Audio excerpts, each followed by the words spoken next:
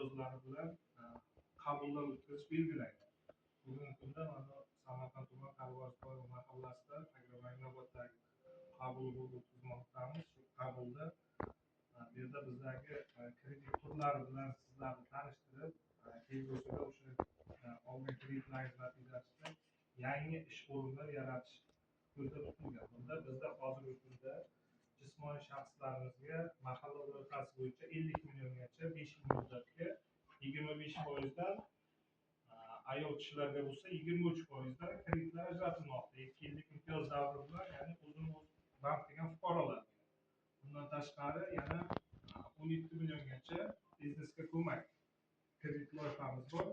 Bunda 4 yillik o'zini o'zi band qilgan fuqarolarga, ayol kishilarga bunda ham 2% imtiyoz bor. Bunda ham 23% ayol kishilarga, erkak kishi bo'lsa 25%.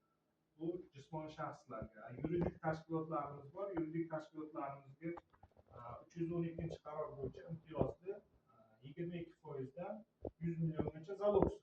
Ya'ni bunda 1 yil kamida faoliyat yuritgan tadbirkorlik subyektlariga. Undan ko'proq olaman desa 300 milliongacha bo'lsa zalog bilan, ya'ni kredit ta'minotiga bir narsa qo'yish kerak. O'sha 22%dan bunda ayol kishi bo'lsa rahbar 20%dan ajratiladi. Muddati 7 yilgacha. Endi loyihasidan kelib chiqib kreditlar. Foizi katta ekan.